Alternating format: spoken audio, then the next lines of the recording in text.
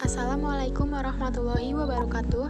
Perkenalkan, nama saya Alvina Surya Damayanti dengan Prodi Pendidikan Matematika NPM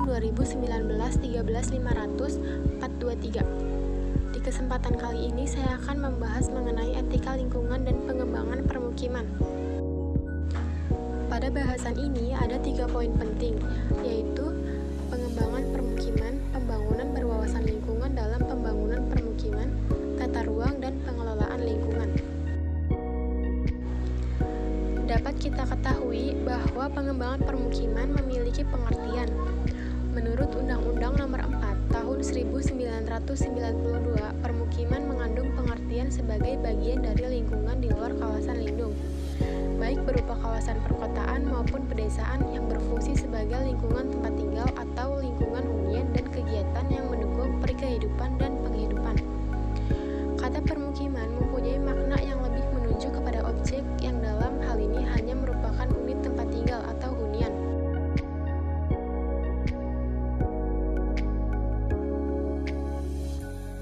Tingkatan kebutuhan manusia terhadap hunian dikategorikan sebagai berikut: A. Survival needs, B. Safety and security needs, C. Affiliation needs, D. Esteem needs, E. Cognitive and aesthetic needs. Survival needs merupakan kebutuhan yang harus dipenuhi pertama kali. Pada tingkatan ini, hunian merupakan sarana untuk menunjang keselamatan hidup manusia. Yang kedua, safety and security needs. Kebutuhan terhadap keselamatan dan keamanan yang ada pada tingkat berikutnya ini terkait dengan keselamatan dan kecelakaan, keutuhan anggota badan, serta hak milik. Yang ketiga, affiliation needs. Pada tingkat ini, hunian merupakan sarana agar dapat diakui sebagai anggota dalam golongan tertentu. Yang keempat, esteem needs. Terkait dengan aspek psikologis, manusia butuh dihargai dan diakui eksistensinya. Dan yang kelima, pada tingkat ini, cognitive dan aesthetic needs. Hunian tidak hanya sekedar untuk digunakan, tetapi juga dapat memberi dampak kenikmatan.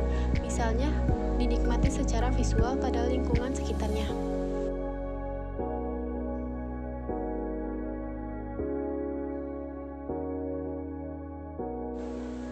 Berikutnya mengenai program pengembangan pemukiman kota.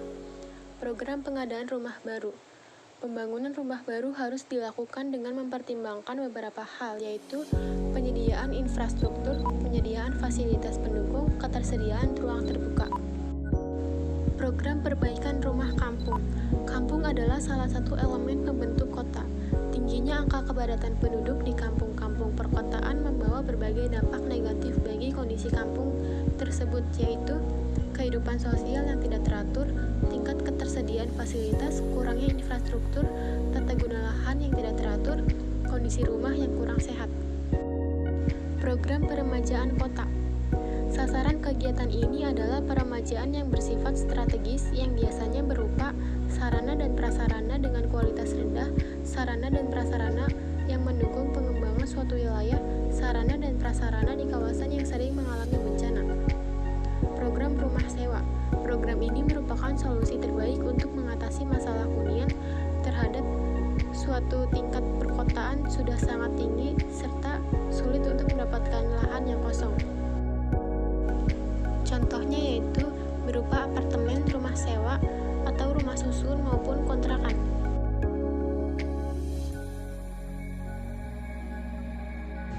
Berikutnya yaitu mengenai program pengembangan pemukiman desa. Program perbaikan desa. Program ini merupakan program perbaikan lingkungan desa terpadu atau P2LDT. Tujuan P2LDT adalah menciptakan kondisi masyarakat desa yang memiliki kesadaran, kemampuan, dan keterampilan untuk memperbaiki rumah dan lingkungan desanya. Pengembangan pusat pertumbuhan kecil. Adapun sasaran program pengembangan pusat pertumbuhan kecil ini adalah sebagai berikut. Yang pertama, memberikan infrastruktur desa dengan cara yang efisien untuk mendukung pertumbuhan ekonomi desa. Yang kedua, menciptakan keterkaitan secara efektif antara ekonomi desa dan kota.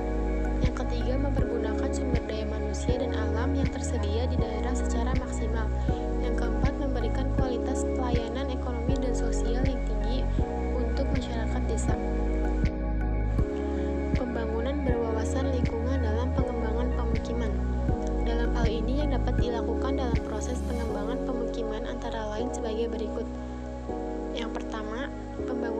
teknologi bersih yang berwawasan lingkungan dengan segala perencanaan yang baik dan layak. Yang kedua, pemanfaatan lahan, bahan ataupun energi yang digunakan untuk pengembangan pemukiman haruslah sehemat mungkin. Yang ketiga, diperlukan adanya pengawasan dan pemantauan terhadap jalannya pembangunan sehingga sesuai dengan rencana dan tujuannya. Yang keempat, penerapan etika-etika lingkungan dalam pembangunan pemukiman. Yang kelima, diperlukan adanya kesadaran instansi yang mengelola proyek-proyek untuk tetap mematuhi kewajiban melaksanakan AMDAL.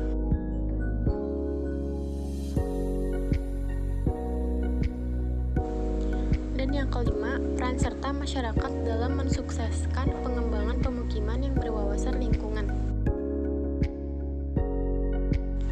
Pembangunan berkelanjutan.